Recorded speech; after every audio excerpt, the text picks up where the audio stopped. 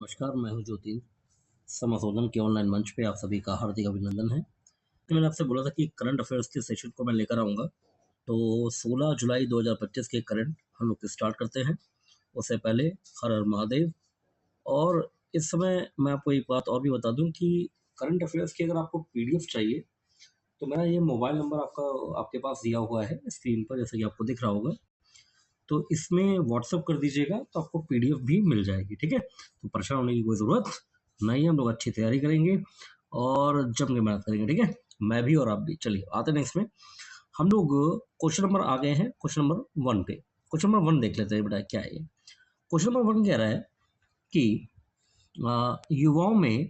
युवाओं में अर्थात 15 से 29 आयु समूह में बेरोजगारी दर जून में मई के मुकाबले 15% से बढ़कर इतनी हो गई है। तो वो कितनी हो गई है? 15.3% हो गई। कितनी है? पहले कितनी थी? 15, और अभी कितनी हो गई है? 15.3, ठीक है, जून में। चलिए आते नेक्स्ट में। इनमें हम जरा आंकड़े देख लेते हैं। यहाँ पर नोट पॉइंट है हमारे सामने, इन नोट पॉइंट को देख लेते हैं। देखिए, पहला नोट पॉइंट ये क्या है कि यह आंकड़े राष्ट्रीय सांख्यिकी कार्यालय यानी एनएसओ के द्वारा जारी होते हैं। किसके द्वारा जारी होते हैं? एनएसओ के द्वारा, ठीक है? नेशनल स्टैटिकल ऑर्गेनाइजेशन, ठीक है, इनके द्वारा ये जारी होता है। नवीन मासिक आवधिक श्रम बल सर्वे के आंकड़ों में ये जानकारी दी गई थी, ठीक है? दूसरा नोट पॉइंट क्या है कि शहरी क्षेत्र के युवाओं में बेरोजगारी दर जून में तेज हुई, मई में 17.9% से बढ़कर ये 18.8% हो गई, ठीक है? जबकि ग्रामीण क्षेत्रों में मई में ये 13.7% से बढ़कर 13.8% हो गई, ठीक है? परसेंटेज को ध्यान दीजिएगा। आते हैं नेक्स्ट में। नोट पॉइंट नेक्स्ट क्या कह रहा है कि एनएसओ साप्ताहिक स्थिति सीडब्ल्यूएस के आधार पर बेरोजगारी दर को मापता है, ठीक है? साप्ताहिक स्थिति सीडब्ल्यूएस के आधार पर बेरोजगारी दर को मापता है। इसके तहत सर्वेक्षण की तारीख के 7 दिनों की अवधि पर गतिविधि की स्थिति निर्धारण की जाती है। गतिविधि मतलब कोई कार्य मिल रहा है या नहीं मिल रहा है, ठीक है? इसके तहत किसी व्यक्ति को 1 हफ्ते में तब बेरोजगार माना जाता है जब वह कम से कम 1 घंटे या किसी एक दिन काम करना चाहता है, लेकिन उसे सप्ताह में 1 घंटे या किसी भी दिन कोई कार्य नहीं मिला हो, ठीक है? देखिए, ये इसकी परिभाषा है, ध्यान रखिएगा, मोस्ट इंपॉर्टेंट है। चलिए आते हैं नेक्स्ट में, ठीक है? आते हैं नेक्स्ट में। तो ये ध्यान रखिएगा बेटा, ये जो परिभाषा है ये आपसे पूछ सकता है। अच्छा, यहाँ पे जो आईसीसी वाला कोई क्वेश्चन है, मेरे ख्याल से ये ऊपर कहीं आ गया है, तो इसको मैं हटा देता हूँ, ठीक है? ये अभी यहाँ पे नहीं देखा है, नीचे है कहीं पे, ठीक है? कॉपी हो गया लग रहा है ये दोबारा, ठीक है? तो इस परिभाषा को ये ध्यान में रखिएगा, ठीक है, कि ये जो एनएसओ आंकड़े देता है बेरोजगारी के, ये साप्ताहिक आधार पर देता है, ठीक है? चलिए आते हैं नेक्स्ट में। नेक्स्ट नोट पॉइंट क्या कह रहा है बेटा? नेक्स्ट नोट पॉइंट कह रहा है कि युवाओं में श्रम बल भागीदारी दर LFPR, labour force participate rate होता है। LFPR क्या होता है? लेबर फोर्स पार्टिसिपेशन या पार्टिसिपेट रेट। काम करने की इच्छुक लोगों या काम की तलाश कर रहे युवाओं की संख्या का आकलन करती है, ठीक है? LFPR क्या करती है? मैं फिर से पढ़ देता हूँ। काम करने के इच्छुक लोग या काम की तलाश कर रहे युवाओं की संख्या का आकलन करती है। आपसे पूछेंगे कि जो LFPR है वो क्या होता है, तो ये आपको जवाब देना है, ठीक है, ऑप्शन में। चलिए आते हैं इसमें। LFPR का फुल फॉर्म देख लेते हैं। जैसे कि मैंने आपको बताया, लेबर फोर्स पार्टिसिपेशन रेट इसका फुल फॉर्म होता है। चलिए नोट पॉइंट देखते हैं इसका। LFPR रेट जून में गिरकर 41% हो गया है, जबकि मई में ये कितना था? 42.1% था, ठीक है? इसको अंडरलाइन कर दीजिए, मोस्ट इंपॉर्टेंट है ये, मोस्ट इंपॉर्टेंट। नेक्स्ट, LFPR दर ग्रामीण क्षेत्रों में कितना है? 42.7%, मतलब इतना था ये, से गिरकर अभी कितना हो गया है? 41.1% हो गया है, जबकि यह दर शहरी क्षेत्र में 40.8% पर बना हुआ है, यथावत है। यथावत मतलब बना हुआ है, ठीक है? नेक्स्ट, LFPR 2017-18 में यह 23.3% थी, जबकि 2023-24 के अनुसार यह 41.7% हो गई है महिलाओं हेतु। किसके लिए? महिलाओं हेतु। आइए नेक्स्ट में नोट पॉइंट क्या कह रहा है कि LFPR में 15 वर्ष और उससे अधिक उम्र की गणना की जाती है। देखिए, आपसे पूछेंगे कि भाई जो युवा हैं, वो जो युवा है उनको रोजगार मिल रहा है या नहीं मिल रहा है, उसकी जो आयु की गणना है, जब से व्यक्ति काम करना स्टार्ट करेगा, तो वो कहाँ से कैलकुलेट होती है? वो 15 वर्ष से कैलकुलेट होती है। ठीक है, ये ध्यान रखिएगा। चलिए आते हैं नेक्स्ट में, क्वेश्चन नंबर 3 की ओर बढ़ता है। क्वेश्चन नंबर 3 क्या कह रहा है कि हाल ही में अमेरिकी राष्ट्रपति डोनाल्ड ट्रंप ने कहा है कि फार्मास्यूटिकल पर आयात शुल्क अर्थात टैरिफ शुरू में वह कम रखेगा, परंतु इसे बढ़ाकर इतने प्रतिशत कर देगा। तो ये कितना कर देगा? ये 200% कर देगा। ठीक है, ऐसा करने से क्या होगा कि जो अमेरिकी कंपनियां अभी बाहर हैं, काम कर रही हैं, वो कहाँ आ जाएंगी? वो USA में आ जाएंगी, तो वहाँ के लोगों को रोजगार मिलेगा। ये सब सोच कर ही किया जा रहा है। चलिए आते हैं नेक्स्ट में बताते हैं क्वेश्चन नंबर 4 की ओर बढ़ते हैं। क्वेश्चन नंबर 4 क्या कह रहा है कि एयर इंडिया AI-171 हादसे पर भारत के विमान दुर्घटना जांच ब्यूरो AAIB द्वारा 12 जुलाई को एक प्रारंभिक रिपोर्ट के बाद DGCA और इस देश की सरकार, ठीक है, ये आपको बताना है, मतलब ये क्वेश्चन हो गया एक तरह से।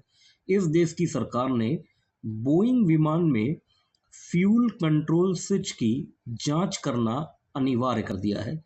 किस देश ने कर दिया है? तो ये दक्षिण कोरियाई सरकार है। दक्षिण कोरिया की सरकार ने इसको अनिवार्य कर दिया। आपसे पूछेंगे पेपर में कि DGCA के अलावा फ्यूल कंट्रोल स्विच की जांच अनिवार्य किस देश ने किया है? तो किसने किया है? ये दक्षिण कोरिया ने किया है। ठीक है, अच्छा, फ्यूल कंट्रोल स्विच का क्या तात्पर्य है यहाँ पर, वो जरा देख लीजिए।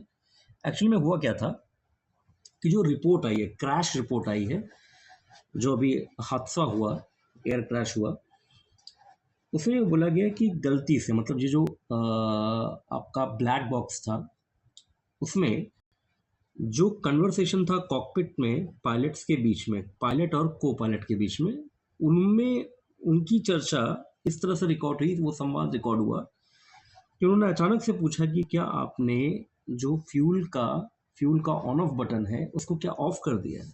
तो उन्होंने तुरंत उसका जवाब दिया कि नहीं, ऑफ तो नहीं किया है। ठीक है, तो यहाँ पर ये माना गया कि ऑलमोस्ट अगर ऑफ किया नहीं है तो ऑटोमेटिकली उसमें कोई गड़बड़ी हुई होगी, जिसके बाद यहाँ पर ये चीजें सामने आई। चलिए आते हैं नेक्स्ट में, इसी से जुड़ा हुआ प्रश्न है क्वेश्चन नंबर 5 भी। DGCA ने सभी घरेलू विमानों को बोइंग 737, देखो यहाँ पे मैं अंडरलाइन कर दे रहा हूँ, ये जो बोइंग के प्लेन है उनको ध्यान रखिएगा, मोस्ट इंपॉर्टेंट है। बोइंग 737, हालांकि मैंने बोल्ड कर रखा है इसको, और बोइंग 787 विमान की फ्यूल कंट्रोल स्विच की लॉकिंग प्रणाली की जांच इस स्थिति तक कर लेने का निर्देश जारी किया है। तो ये निर्देश जारी जो किया है वो कब तक इसका जांच कर लेनी है? हमें 21 जुलाई 2025 तक कर लेनी है। ठीक है, ये ध्यान रखना आपको। चलिए आते नेक्स्ट में आइए।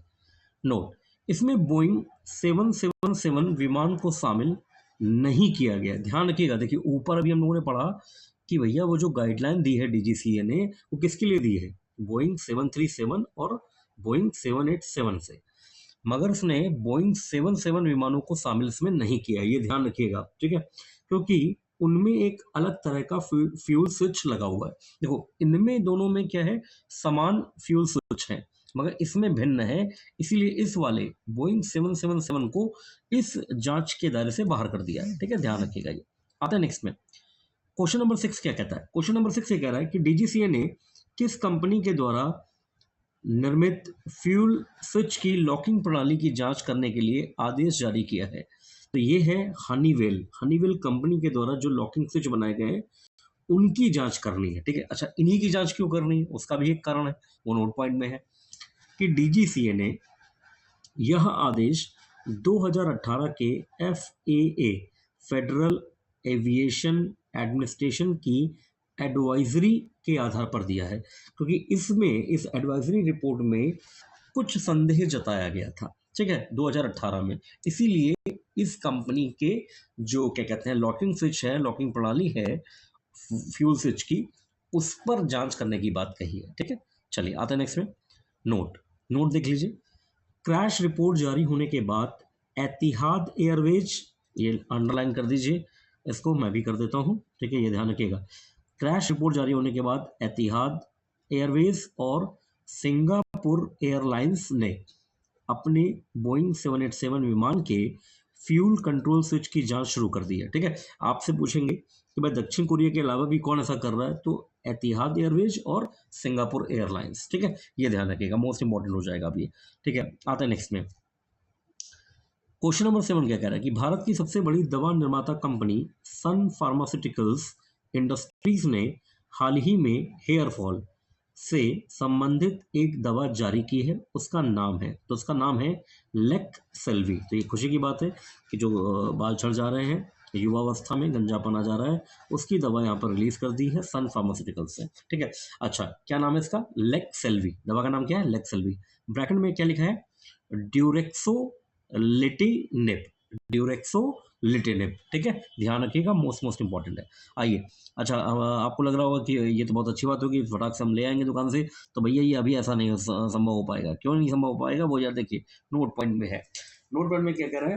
पहला नोट पॉइंट क्या कह रहा है कि इससे संबंधित मुकदमे के मामले में इनसाइट कॉर्पोरेशन के साथ समझौता और लाइसेंस करार कर लिया है। ठीक है, जो विवाद था वो कंपनी ने सुलझा लिया। साथ ही यह दवा कहाँ उतारी गई है? देखिए अमरीकी बाजारों में उतारी गई है। ठीक है, तो या तो फिर आप अमेरिका जाइए, वहां से लेकर आइए, वरना थोड़ा इंतजार कीजिए, जब भारत में आएगा तो मिल जाएगा। ठीक है, अच्छा इसमें एक विशेष विशेष बिंदु भी है, इसको जरा आप देख लीजिएगा। ठीक है, ये साइंस के एस्पेक्ट में वो पूछ सकते हैं, तो मुझे लगा कि ये मैं आपको करवा दूं। देखो यहाँ पे क्या है, एलोपेसिया एरिटा, इसको नाम याद रखना, एलोपेसिया एरिटा। यह एक ऑटो इम्यून रोग है। ठीक है, जिसमें बाल झड़ते हैं। ठीक है, तो बाल झड़ने का एक कारण क्या है? एलोपेसिया एरिटा की प्रॉब्लम है, जो कि क्या है, खुद में ये है ऑटो इम्यून। ऑटो इम्यून क्या होता है कि देखिए, इम्यूनिटी का मतलब है शरीर की प्रतिरोधक क्षमता, ऑटो का मतलब है स्वतंत्र रूप से या स्वैच्छिक रूप से। तो जब आपकी बॉडी का प्रतिरक्षा तंत्र आपके विरुद्ध काम करने लगता है, तो इस समस्या को क्या बोलते हैं? ऑटो इम्यून बोलते हैं। ठीक है, ध्यान रखिएगा, एलोपेसिया एरिटा ये कैसा रोग है? ऑटो इम्यून है, और इससे क्या होता है? इससे भी बाल झड़ते हैं। ठीक है, चलिए आते हैं नेक्स्ट में। एक विशेष बिंदु और भी है इसमें, मुझे लगा ये भी मुझे बड़ा काम का लगा, तो मैंने कहा कि इसको रख लिया जाए ना, शामिल कर लिया जाए। चलिए, अच्छा विशेष क्या है इसमें कि सोराइसिस की दवा इल्यू इलूमेया इलूमेया, ये देखो मैं इसको अंडरलाइन कर रहा हूँ, है ना, गोले में ले ले रहा हूँ, इसको अच्छे से देख लेना। ये सोराइसिस की दवा है। ठीक है, के बाद यह दूसरा सबसे बड़ा उत्पाद हो सकता है। देखो ये जो दूसरा सबसे बड़ा उत्पाद हो सकता है, ये मैंने क्यों लिखवाया?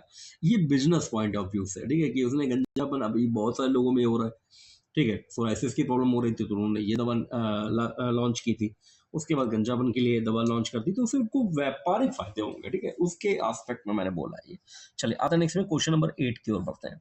क्वेश्चन नंबर भैया 8 क्या है? देखो क्वेश्चन नंबर 8 कह रहा है कि विश्व स्वास्थ्य संगठन और यूनिसेफ द्वारा जारी किए गए राष्ट्रीय टीकाकरण कवरेज आंकड़ों के अनुसार पिछले वर्ष इतने बच्चों को एक भी टीका नहीं लगाया गया। तो उन बच्चों की संख्या कितनी है? 1,40,40,00,000 बच्चों को टीका नहीं लगा। ठीक है, चलिए नोट पॉइंट में आते हैं। इन 52% असुरक्षित बच्चों में आधे से अधिक 9 देशों में रहते हैं, जिनको टीका नहीं लगा। ठीक है, वो देश कौन से हैं? वो देख लीजिए, Nigeria, Sudan, Congo, Ethiopia, Indonesia, Yemen, Afghanistan, Angola और भारत भी शामिल है इसमें। ठीक है, चलिए नेक्स्ट नोट पॉइंट पे आते हैं।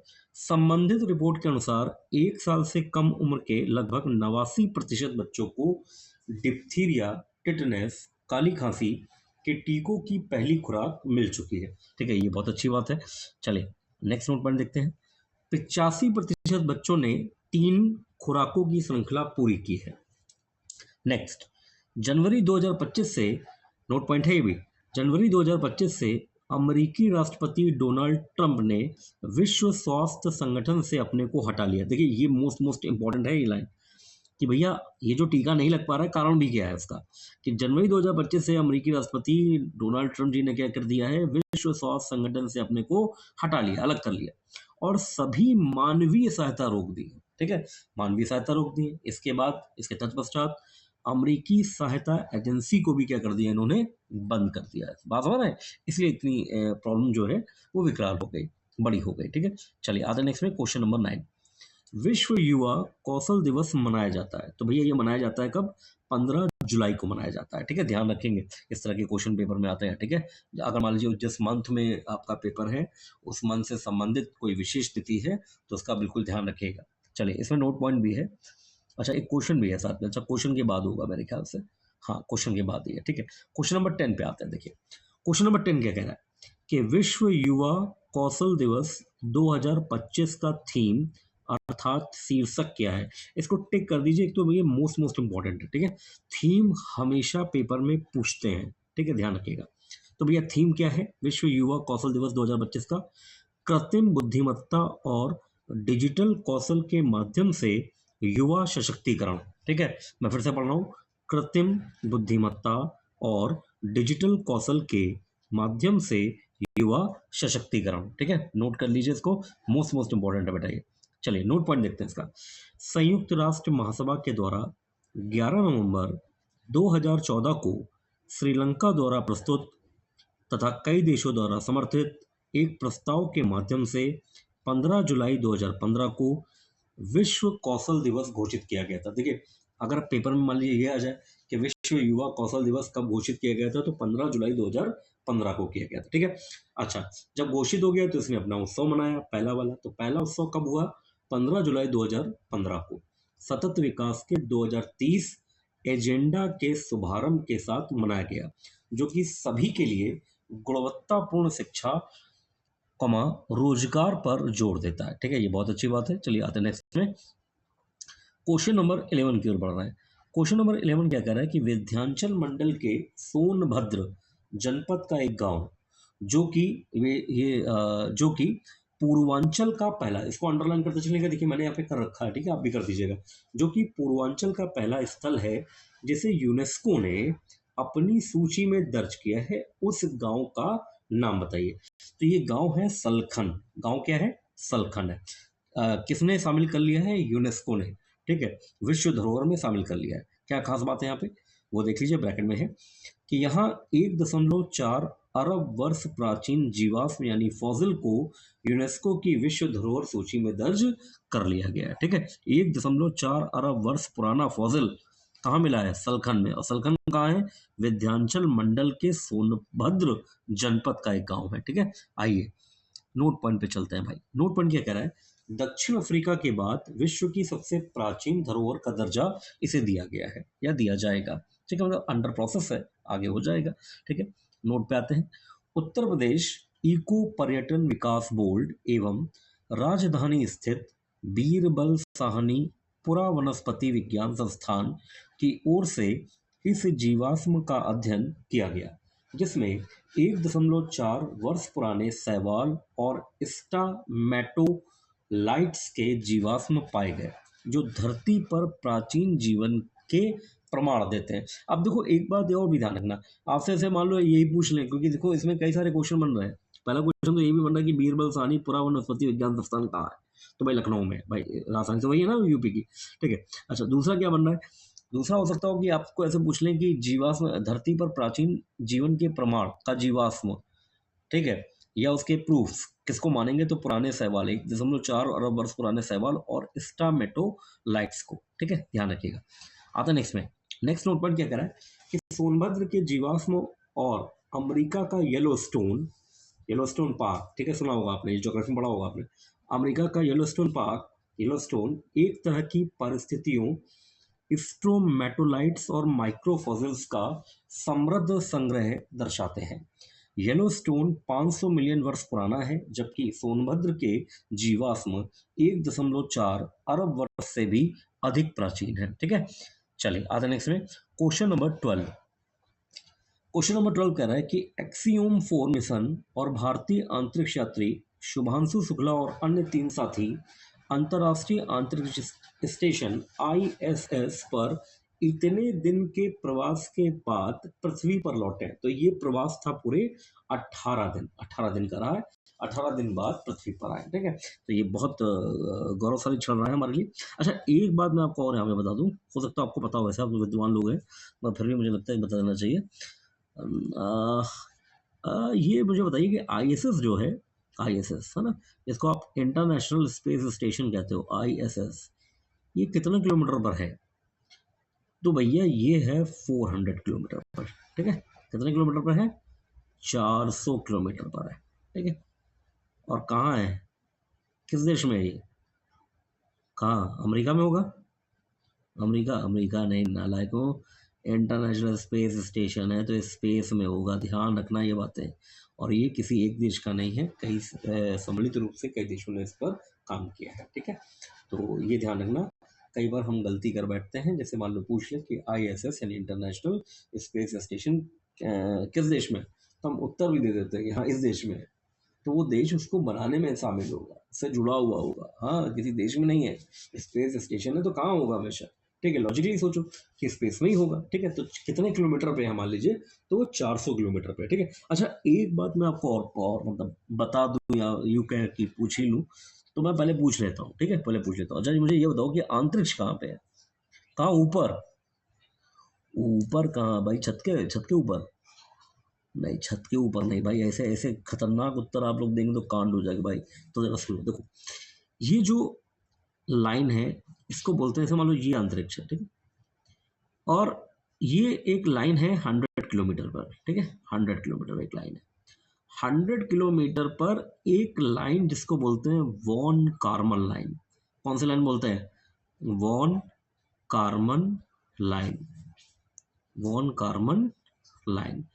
इसके, ये जो वॉन कार्मन लाइन ना, ये क्या है, इसके ऊपर अगर आप जा रहे हैं तब आप बोलेंगे कि आप स्पेस में हैं। आप कहाँ है? स्पेस में। तो ध्यान रखिएगा, आपसे कभी अगर कोई पूछे कि स्पेस कहाँ है तो आप बताएंगे कि 100 किलोमीटर पर है, ठीक है। 100 किलोमीटर पे कहाँ है? तो 100 किलोमीटर पर एक लाइन है, अब दिखेगी नहीं, वहाँ पे बनी नहीं है, किसी ने ड्रॉ नहीं किया, ठीक है, वो मानते हैं। तो उस लाइन को बोलते हैं हम वॉन कार्मन लाइन। क्या बोलते हैं? Von Karman line. यहीं से क्या स्टार्ट होता है? स्पेस, या बाउंड्री है, बाउंड्री ऑफ द स्पेस आप बोल सकते हो, ठीक है। चलिए देखो, कभी साइंस एंड टेक का लेक्चर जब मैं लूंगा तो और विस्तार तरह से बता दूंगा, मगर अभी भी जो बताया वो भी बहुत वैल्यूबल है, उसको थोड़ा देख लीजिएगा, ठीक है। चलिए, एडिशनल था, मुझे लगा बता दे भाई आप लोगों को।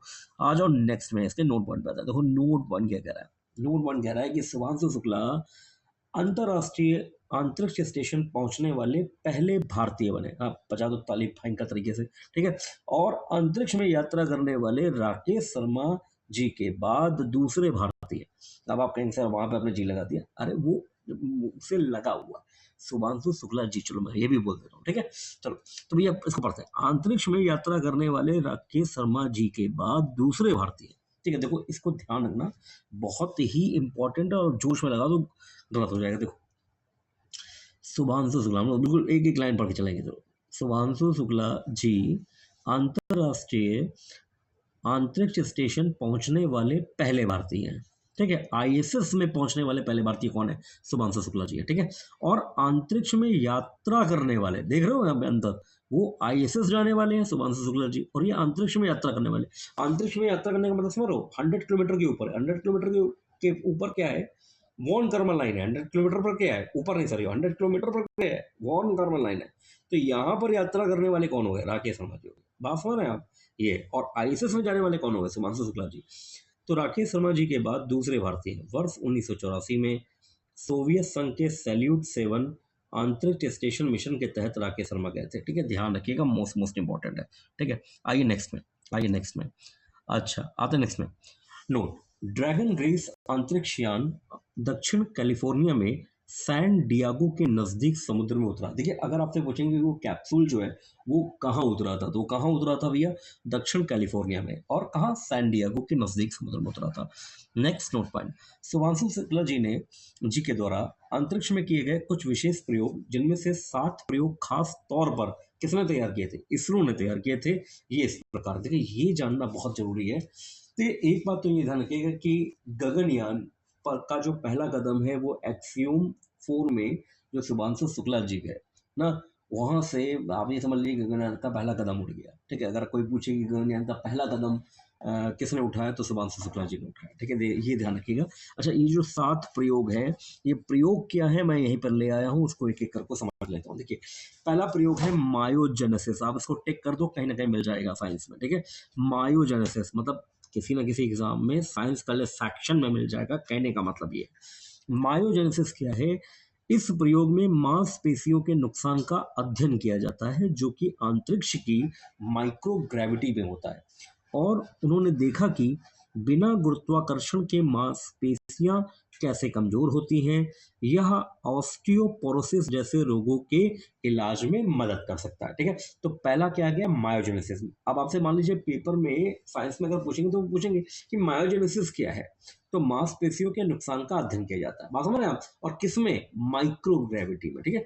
चलिए आता नेक्स्ट में दूसरा आता है। दूसरा शोध क्या था? 7 पूरे प्रयोग थे जो इसरो ने तैयार करके दिए थे, और शुभांशु जी से कहा था कि आप इस पे काम करेंगे। तो भैया पहला तो ये हो गया, मायोजेनेसिस हो गया। दूसरा क्या हो गया? बीज अंकुरण। इसमें मेथी और मूंग जैसे बीजों का अंकुरण अंतरिक्ष में किया। देखो ध्यान रखना, किस किस के बीज का? मेथी के बीज और मूंग जैसे मूंग का बीज, ठीक है। ये ध्यान रखना बीज अंकुरण में। इन बीजों में जेनेटिक्स, माइक्रोबियल बदलाव और पोषण मूल्य का अध्ययन किया गया। यह प्रयोग अंतरिक्ष में फसल उगाने की संभावना खोजता है। देखो भैया, हम लोग ये सोच रहे हैं कि भैया पृथ्वी से जाके किसी दूसरे ग्रह में बसेंगे। जब दूसरे ग्रह में बसेंगे तो भैया वहाँ पे खाएंगे क्या? अब ऐसा तो है नहीं कि यहाँ से चाउमीन और बर्गर लेके जाए। तो भैया वहीं उगाना पड़ेगा। तो वहाँ उगेगा नहीं उगेगा, उसमें जो क्या कहते हैं न्यूट्रिशन वैल्यू होगी या नहीं होगी, कितनी होगी नहीं होगी, वो सब कुछ बीज अंकुरण में आ जाता है, ठीक है। आइए नेक्स्ट में क्वेश्चन नंबर सॉरी क्वेश्चन तो वही है, प्रयोग नंबर तीसरा। माइक्रो एल्गी पे क्या काम किया? इसका परीक्षण किया जो अंतरिक्ष में भोजन, ऑक्सीजन और बायोफ्यूल का स्रोत हो सकता है, ठीक है। बायोफ्यूल का स्रोत हो सकता है। हाँ भाई, मान लो गाड़ी वाड़ी कल को चलाएं तो कैसे क्या होगा भाई, ये सब भी सोचना पड़ेगा हम लोगों को ना। चलिए आते नेक्स्ट में। चौथा प्रयोग क्या है? साइनोबैक्टीरिया का। साइनोबैक्टीरिया अर्थात जल बैक्टीरिया। अब देखो ये क्वेश्चन ऐसे भी आ सकता है कि जल बैक्टीरिया किसको बोलते हैं? साइनोबैक्टीरिया, ठीक है। इस तरह से मान लो कि वृद्धि या गतिविधि का अध्ययन किया। यह भविष्य में चंद्रमा या मंगल ग्रह पर जीवन समर्थन प्रणाली के लिए ऑक्सीजन व ईंधन बना सकते हैं, ठीक है। चलिए आते नेक्स्ट में पांचवा प्रयोग, क्रॉप सीड्स। इसमें 6 प्रकार के फसल बीजों पर शोध किया गया। एक तो ध्यान रखना, क्रॉप सीड में कितने फसल बीज लिए हैं? 6 प्रकार के लिए शोध किया गया है कि अंतरिक्ष में इनकी वृद्धि कैसे होती है। बाद में इन बीजों को पृथ्वी पर कई पीढ़ियों तक उगाया जाएगा ताकि जेनेटिक बदलाव समझे, ठीक है। तो कुछ जेनेटिक बदलाव में कभी कभी क्या होना है ना, जैसे एक सडन चेंज भी आ जाता है। सडन चेंज, अचानक होने वाला परिवर्तन। देखिए कई बार आपने सुना होगा इसको, मैं आपको एक बार बता दूं, म्यूटेशन सुना होगा आपने, उत्परिवर्तन जिसको बोलते हैं, म्यूटेशन, है ना। तो म्यूटेशन क्या होता है? सडन चेंज होता है, सडन चेंज होता है, ठीक है। देखिए मैं आपको यहाँ पे और उलझाना नहीं चाहता अभी, वरना एक बात आप कभी भी सोचिएगा कि कुछ लोगों को जैसे दूध पचता नहीं है, तो उसका एक कारण है, तो उसका कारण म्यूटेशन भी है, ठीक है।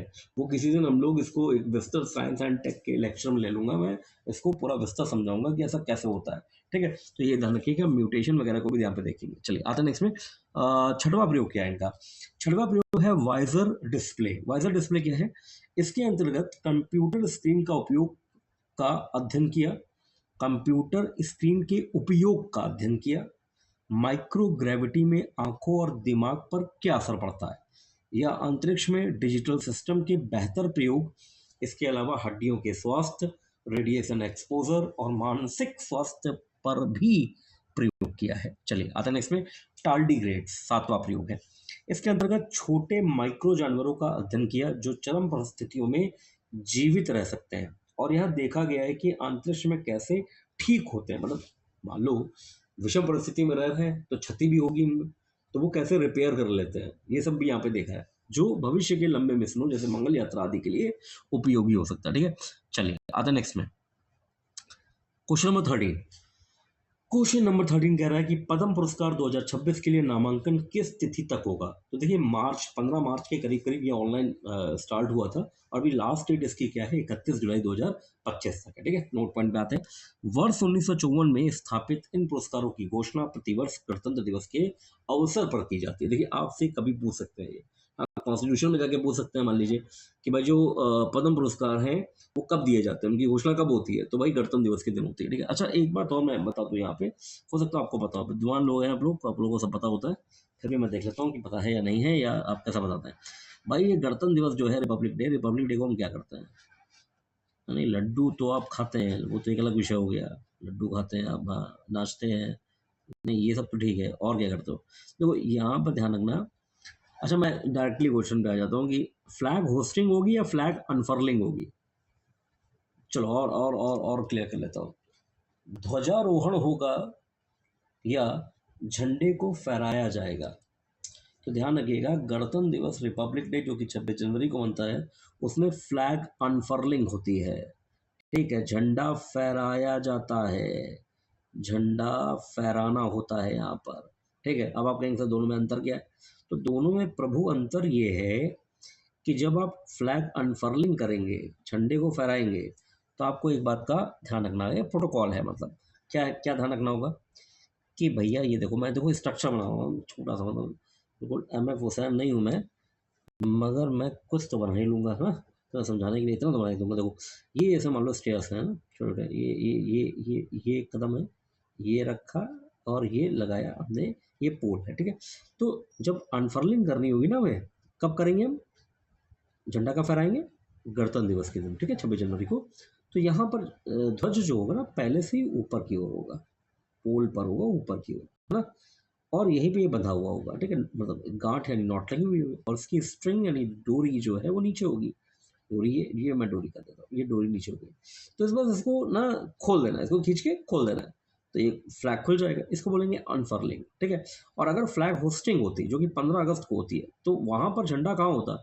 ये ध्वज जो होता है ये नीचे की ओर होता, ठीक है, यहाँ पर पोल के मिड सेक्शन से डाउनवर्ड होता, और वो धीरे धीरे खींच के हम उसको ऊपर लेके जाते हैं, एंड देन उसकी नॉट को खोलते हैं, तो इसको बोलते हैं फ्लैग होस्टिंग, ठीक है। तो ध्यान रखना, गणतंत्र दिवस के दिन फ्लैग होस्टिंग नहीं होती है, फ्लैग अनफर्लिंग होती है, ठीक है, ये ध्यान रखना। ये बड़ा भयंकर क्वेश्चन है, मतलब इतना भी भयंकर है तो तुम्हारे लिए तो सब कुछ आसानी हो गया।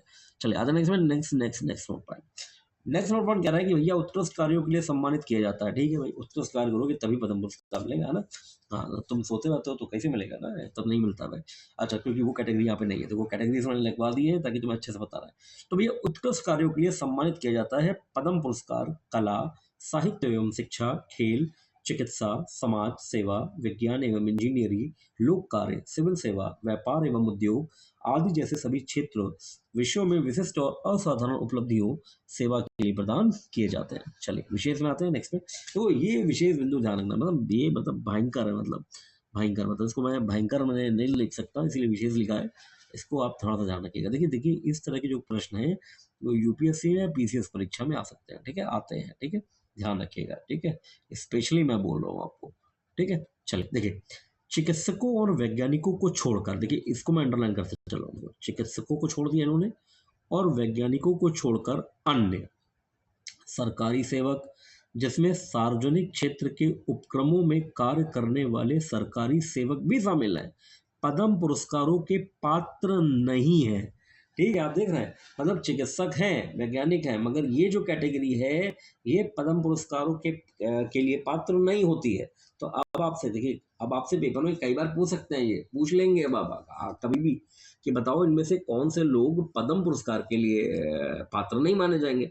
मगर हम तो पीछे से पढ़ कर आए हैं कि जो भी उत्कृष्ट कार्य करेगा हम उसको दिलवा देंगे, मगर ये बात तो हम ध्यान देंगे नहीं, तो पेपर में क्वेश्चन क्या हो जाएगा, गलत हो जाएगा, वो गलत ना हो, इस विशेष बिंदु को बिल्कुल आत्मसात कर लेंगे अच्छे से, ठीक है। चलिए आते हैं नेक्स्ट में चलते हैं भाई, हम लोग नेक्स्ट में चलते हैं, तो हम लोग नेक्स्ट में चलते हैं तो सबसे ऊपर पहुंच गया, ठीक है। चलो अभी तो क्वेश्चन नंबर भी ध्यान नहीं है, चलो मैं लगाता हूँ उसको, सेट करता हूँ, ठीक है।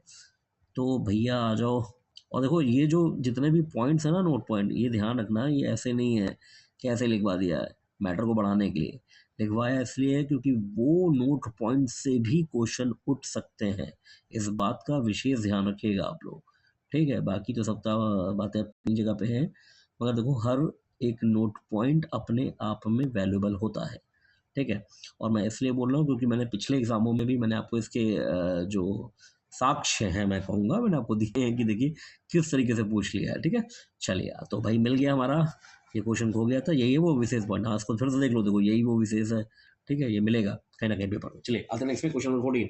क्वेश्चन नंबर 14 कह रहा है कि केंद्र सरकार देश भर में मौजूद 3000 सरकारी आईटीआई यानी औद्योगिक प्रशिक्षण संस्थानों में से कितने संस्थानों को उन्नत यानी एडवांस स्टेज में ले जाने के लिए योजना पर कार्य कर रही है। तो 3000 सरकारी आईटीआई हैं, उनमें से 1000 को उन्नत किया जाएगा। ठीक है, ध्यान रखेंगे। अच्छा, नोट पॉइंट क्या है? केंद्रीय कौशल विकास और उद्यमिता मंत्री जयंत चौधरी है। ये आपसे पूछ सकते हैं पेपर में कि केंद्रीय कौशल विकास और उद्यमिता मंत्री कौन है, तो जयंत चौधरी जी है। ठीक है, चलिए आधा नेक्स्ट में। यह कार्यक्रम पीपीपी मॉडल पर अर्थात सार्वजनिक निजी भागीदारी पर होगा। अब अच्छा, आप लोग कभी कभी सोचते हो कि हर मॉडल पे हम यही लिखा देते हैं मैक्सिमम टाइम, तो भैया एक बात बताओ, भारत की जो अर्थव्यवस्था है वो तो पीपीपी मॉडल ही है ना। तो पब्लिक प्राइवेट पार्टनरशिप यानी सार्वजनिक और निजी भागीदारी यानी सरकार और निजी लोग मिलकर क्या करेंगे, काम करेंगे, है ना। वही गाना गाना गाएंगे, साथ ही हाथ बढ़ाना। हाँ चलो ठीक है, तुम्हें गाना याद है, हम पूरा नहीं गाऊंगा, इतना ही गा पाऊंगा। चलो ये आते हैं नेक्स्ट में। नेक्स्ट पॉइंट क्या कह रहा है कि यह कार्यक्रम मई में अनुमोदित 60,000 करोड़ रुपए की केंद्रीय प्रायोजित योजना का हिस्सा है। ठीक है, ये ध्यान रखिएगा, मई में अनुमोदित किए गए थे 60,000 करोड़ रुपए। उसी 60,000 करोड़ रुपए जो केंद्र प्रायोजित योजना का हिस्सा है, तो उसी पैसे में से 1000 आईटीआई को भी क्या किया जाएगा, उन्नत कर दिया जाएगा। चलिए आते हैं नेक्स्ट में। Question number 15। क्वेश्चन नंबर 15 मेरे हिसाब से टिक मार दो, ये मुझे मतलब बड़ा अच्छा ये क्वेश्चन लगा, मतलब बहुत बहुत बहुत बहुत बहुत अच्छा। और मुझे लगता है आप लोगों को भी लगे, क्योंकि आपके घर में भी छोटे भाई बहन होंगे, तो उनके लिए बड़ा अच्छी चीज़ है ना। अभी अभी देखो क्या है, 22 जुलाई 2025, तो अभी तो भैया हम लोग 16 तारीख पे खड़े हैं। ठीक है, ठीक 6 दिन बाद। तो 22 जुलाई 2025 से किस कक्षा से लेकर किस कक्षा तक के विद्यार्थियों को कृत्रिम मेगा एआई आर्टिफिशियल इंटेलिजेंस के लिए दक्ष बनाने के कार्यक्रम में सम्मिलित किया जाएगा। तो भैया इसमें 6 से लेकर 12 तक के, अब देख लो कक्षा 6 में जो बच्चा है वो एआई सीखेगा, समझ। तो सरकार की सोच, मतलब आने वाले टाइम पे क्या होने वाला है जब। तो भैया 6 से लेकर 12वीं कक्षा तक के स्कूली विद्यार्थियों को एआई में दक्ष बनाया जाएगा। चलिए आते नेक्स्ट में। देखो डिजिटल क्रांति, डिजिटल इंडिया ऐसे तो आगे बढ़ेगा ना, जो भैया अब जो नई जनरेशन आई है वो उसको अपने क्या कहते हैं बहुत ग्रास रूट टेबल से सीखेगी, तो उसकी जो पकड़ है उस पर सब्जेक्ट मैटर पे वो गजब की हो जाएगी। ठीक है, चलिए फर्क देखिए पड़ेगा, नो डाउट। ठीक है, चलिए क्वेश्चन नंबर 16। भारतीय प्रधानमंत्री की आर्थिक सलाहकार परिषद की ईएसीपीएम के अध्यक्ष एस महेंद्र देव है। पहली बात तो इसको अंडरलाइन कर लो आप। ठीक है, कि आर्थिक सलाहकार परिषद के अध्यक्ष कौन है, महेंद्र देव जी हैं। ठीक है, इनके अनुसार भारतीय अर्थव्यवस्था चालू वित्त वर्ष 2025-26 में कितने प्रतिशत की वृद्धि करेगा। तो इन्होंने कह दिया कि भाई ये वृद्धि जो है वो 6.5% की दर से वृद्धि करेगा। ठीक है भारत। चलिए आते हैं नेक्स्ट में। Question number 17। अंतर्राष्ट्रीय मुद्रा कोष आईएमएफ और वर्ल्ड बैंक ने अनिश्चित वैश्विक परिवेश और व्यापार तनाव को देखते हुए चालू वित्त वर्ष में भारत की वृद्धि दर अनुमान को घटाकर क्रमशः इतने प्रतिशत कर दिया। देखिए क्रमशः है, तो भैया अंतरराष्ट्रीय मुद्रा कोष यानी आईएमएफ ने कितना बोला है कि भारत की वृद्धि दर रहेगी 6.2% और वर्ल्ड बैंक ने कितना बोला है 6.3% रहेगी। ठीक है, चलिए और जो हमारे भाई साहब महेंद्र देव जी हैं उनके हिसाब से कितनी, उनके हिसाब से मैं दिखा देता हूँ, देखो उनके हिसाब से रहेगी कितनी, उनके हिसाब से रहेगी 6.5%। ठीक है, चलिए आधा नेक्स्ट में। नेक्स्ट में क्वेश्चन नंबर 18। क्वेश्चन नंबर 18 क्या कह रहा है कि जैव उत्प्रेरक अर्थात बायो स्टिम्युलेंट पदार्थ के बाजार से चिंतित होकर इस प्रकार का एक मानक संचालन प्रक्रिया एसओपी तैयार करने का निर्देश किसने दिया। तो ये दिया है कृषि मंत्री शिवराज सिंह चौहान जी ने। ठीक है, आते हैं नोट्स में, नोट पॉइंट में आते हैं, देखते हैं इसमें क्या है भाई।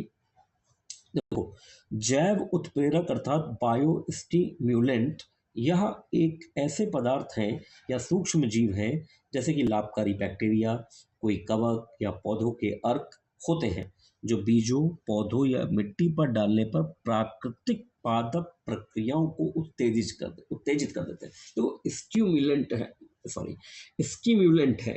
स्टिम्युलेंट का मतलब क्या है, किसी चीज को उत्तेजित करने वाला। ठीक है, तो ये जैविक है, बस यही बनाम है इसका। ठीक है, तो इसके लिए एसओपी तैयार हो, ये कहा है कृषि मंत्री ने। चलिए नेक्स्ट में क्वेश्चन नंबर 19।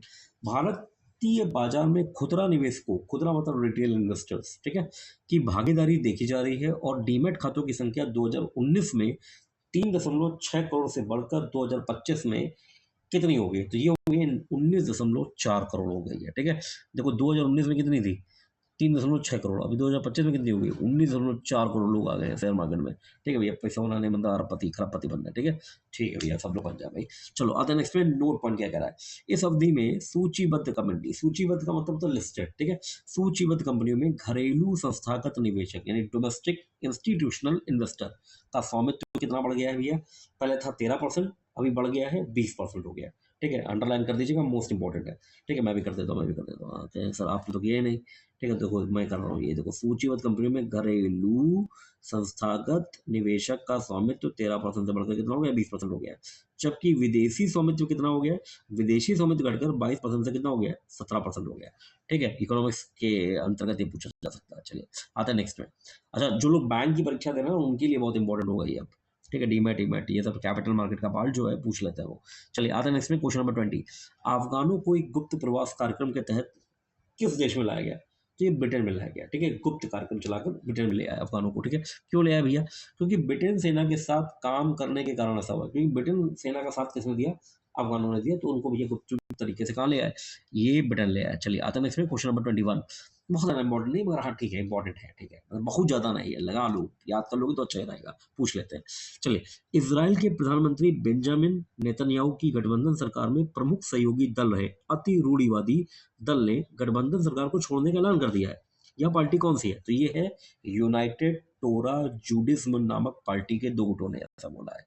ठीक है, अच्छा क्या समस्या है इनको भाई? तो नोट पॉइंट में है वो समस्या। देखिए, एक कानून पर सहमति, असहमति है भैया, सहमति नहीं है, इसको सही करो सही करो सही करो, कांड हो जाएगा वरना ये तो। असहमति है बेटा, ये असहमति। ठीक है, मैं ऊपर लिख दे रहा हूँ, ऊपर लिख दे रहा हूँ। ठीक है, देख लेना। तो एक कानून पर क्या हो गई है भैया? असहमति हुई है। ठीक है, सहमति नहीं हुई, सहमति में अलग काम होते हैं हम लोग। ठीक है, असहमति के कारण यह कानून अपने सदस्यों के लिए व्यापक सैन्य मसौदा छूट को संहिताबद्ध करेगा। इन दलों के सदस्यों में से कई लोग सेना में भर्ती होने के बजाय यहूदी ग्रंथों का अध्ययन करते हैं। देखो भैया, इस समय युद्ध में फंसा हुआ है इजराइल। ठीक है, और ये जो भाई साहब हैं ये क्या करते हैं? ये यहूदी ग्रंथों को पढ़ते हैं, मतलब उन पर, मतलब एक तरह से स्कॉलर है। ठीक है, तो भाई ये सेना की तरफ शायद आकर्षित नहीं हो रहे होंगे और उसको संहिताबद्ध किया जा रहा है। तो इससे रुष्ट होकर क्या किया इन्होंने? इससे अलग होने की बात कही। चलिए आते नेक्स्ट में, क्वेश्चन नंबर 22। हाल ही में नेपाल के किस संघीय कार्य और सामान्य प्रशासन मंत्री पर करोड़ों रुपए के रिश्वत मांगने संबंधी आरोपों के बाद इस्तीफा दे दिया? तो ये है राजकुमार गुप्ता। ठीक है, आइए नेक्स्ट में, क्वेश्चन नंबर 23। हाल ही में बाएं हाथ के स्पिनर जिन्होंने 8 साल बाद इंग्लैंड की टेस्ट टीम में वापसी की है, तो वो 2 बार में लिख दिया, वो आप देख लीजिएगा। ठीक है इसको, ठीक है, टेस्ट टीम में वापसी की है वे कौन है? तो ये है लियाम डासन। ठीक है, तो ये ध्यान रखिएगा, ये 8 साल बाद इन्होंने एंट्री ली है। ठीक है, अच्छा नोट, यह शोएब बशीर की जगह टीम में शामिल किए गए। अच्छा देखो, एक्चुअली में क्या है, शोएब बशीर थोड़ा चुटिल हो गए तो उनकी जगह ये आए हैं। ठीक है, कहने का मतलब ये है। आता नेक्स्ट में, question number 24। Japan open super 750 badminton tournament के पहले दौर में कोकोना इशिकावा, ये नाम अंडरलाइन रखना भाई, बिल्कुल मैं भी करता चल रहा हूँ, चलो मैं भी करता चल रहा हूँ। देखो, कोकोना इशिकावा और माइको कावाजोई से हार का सामना करते हुए यह भारतीय महिला युगल बैडमिंटन जोड़ी बाहर हो गई। तो कौन बाहर हो गया? कोई टेंशन नहीं है, हार जीत लगी रहती है। ठीक है, उसमें टेंशन लेने वाली बात नहीं है। ठीक है, ये सब होता रहता है। ठीक है, खेल है भैया। तो भैया ये कौन बाहर हो गया अभी? ऋतुपर्णा पांडा और श्वेता पर्णा। ठीक है, ब्रैकेट में क्या है देखते हैं। विश्व रैंकिंग में 39वें स्थान पर काबिज है। देखो हो सकता है पेपर में आपसे ऐसा पूछे कि आपसे यही क्वेश्चन दे दें और पूछे कि ये यहाँ पे ऑप्शन ऐसा दे दें कि ये वो लोग थे भारतीय कि जिन्होंने विश्व रैंकिंग में 39वां स्थान प्राप्त हुआ था, और वो अभी जस्ट इनसे जो कोकोना इशिकावा है और माइको कावाजोई है, इनसे हारे। ठीक है, तो भैया ये ध्यान रखिए कौन है? ऋतुपर्णा पांडा और श्वेता पर्णा। ठीक है, चलिए आता नेक्स्ट में, नोट पॉइंट में, यह बैडमिंटन टूर्नामेंट 21-13 और 21-7 से हार गया। कोई बात नहीं, ठीक है, आगे बार जीत जाएंगे हम। चलिए, कितने मिनट का खेल चला है? 32 मिनट। हाँ, 32 मिनट के खेल में 21-13 और 21-7 से हार गया। कोई बात नहीं, ठीक है। चलिए क्वेश्चन नंबर 25। आईसीसी महिला T20 अंतर्राष्ट्रीय बल्लेबाजों की ताजा रैंकिंग में भारत की आक्रामक बल्लेबाज सैफाली वर्मा इस स्थान पर पहुंचे। हाँ, स्लिप हो जाती है भाई कभी कभी, है ना। सैफाली वर्मा इस स्थान पर पहुंची तो भैया 655 अंकों के साथ 4 स्थान की छलांग लगाकर ये 9वें स्थान पर आ गई है। ठीक है, यानी टॉप 10 में आ गई है। कौन आ गई है? सैफ अली वर्मा जी आ गई है। चलिए आते नेक्स्ट में। फिर आते नेक्स्ट में क्वेश्चन नंबर 26। आईसीसी महिला टी20 अंतर्राष्ट्रीय बल्लेबाजों की ताजा रैंकिंग में उप कप्तान जो कि तीसरे नंबर पर, उप कप्तान है, ये ध्यान रखिएगा, उप कप्तान है, तीसरे नंबर पर है, और इस सूची में शीर्ष भारतीय खिलाड़ी हैं का नाम क्या है? तो ये है स्मृति मंधाना। ठीक है, स्मृति मंधाना। चलिए आते हैं इसमें। हाँ देखो, मुझे ये नहीं पता कि रश्मिका मंधाना से इनका क्या संबंध है ना, वो बॉलीवुड एक्टर है और ये क्रिकेटर है भी तो मुझे पता नहीं है। ठीक है भाई, वो मुझे देखना पड़ेगा। चलिए, और खैर ये ध्यान रखना कि वहाँ पे ब्लड रिलेशन निकालने की तुम्हें कोई जरूरत नहीं है, बस ये पॉइंट याद है, बात खत्म है। ठीक है, क्वेश्चन आंसर हो जाएगा। चलो क्वेश्चन नंबर 27 पे चलता है भैया। क्वेश्चन नंबर 27 क्या कह रहा है कि आईसीसी महिला टी20 अंतर्राष्ट्रीय बल्लेबाजों की ताजा रैंकिंग में, तो ये नाइन सभी में कॉमन है कि ताजा रैंकिंग अभी भी आई है। अरुधंती रेड्डी गेंदबाजी रैंकिंग में 4 स्थान के सुधार के साथ इस स्थान पर रही, तो ये 39वें स्थान पर रही। कौन से स्थान पर रही है? 39वें स्थान पर। चलिए आते हैं नेक्स्ट में। अच्छा, नोट पॉइंट देख लेते हैं। साथ ही हरफन मौला खिलाड़ियों, हरफन मौला खिलाड़ियों मतलब हर एक अंदाज में गेंदबाजी भी कर रही है, बैटिंग भी कर रही है, गजब की फील्डिंग भी कर रही है, मतलब सारे फनों में माहिर है। ठीक है, साथ ही हरफन मौला खिलाड़ियों की सूची में 26वें स्थान की छलांग लगाकर 80वें स्थान पर पहुंच गई। कौन पहुंच गए भैया? अरुधंती रेड्डी जी। ठीक है, ये ध्यान रखिएगा। चलिए क्वेश्चन नंबर 20। आईसीसी महिला टी20 अंतर्राष्ट्रीय बल्लेबाजों की ताजा रैंकिंग में ऑफ स्पिनर दीप्ति शर्मा गेंदबाजी की रैंकिंग में एक स्थान का नुकसान करते हुए इस स्थान पर है, तो भाई ये है तीसरे स्थान पर। ठीक है, नेक्स्ट में आते हैं। विशेष क्या है? प्लेयर ऑफ द मैच का पुरस्कार हासिल करने वाली स्पिनर चार्ली डीन रैंकिंग में शीर्ष 10 में जगह बनाने में सफल रही। वह 8 स्थान के सुधार के साथ 6ठे स्थान पर पहुंच गई। कौन पहुंच गया भाई? ये पहुंच गई है चार्ली डीन। ठीक है, जिन्हें क्या मिला था? प्लेयर ऑफ द मैच का पुरस्कार भी मिला था। ठीक है, चलिए तो ये थे हमारे आज के करंट 16 जुलाई 2025 के। मुझे लगता है कि ये बहुत वैल्यूबल होंगे। लगता क्या है, ये बिल्कुल होंगे। ठीक है, तो बस मेरे लिए इतना आपको करना है कि चैनल को सब्सक्राइब कर लेना है, लाइक वाइक कर देना, कमेंट अच्छे अच्छे कर देना है, और मुझे बताना कि ऑलमोस्ट और भी किस चीज़ पे तुम्हें वीडियो चाहिए, तो उस पर भी हम लोग काम कर लेंगे। ठीक है, तो बस आज के लिए इतना ही। फिर हम लोग मिलेंगे अगले वीडियो पे। तब तक के लिए जय हिंद, जय भारत। ठीक है बेटा, चलिए।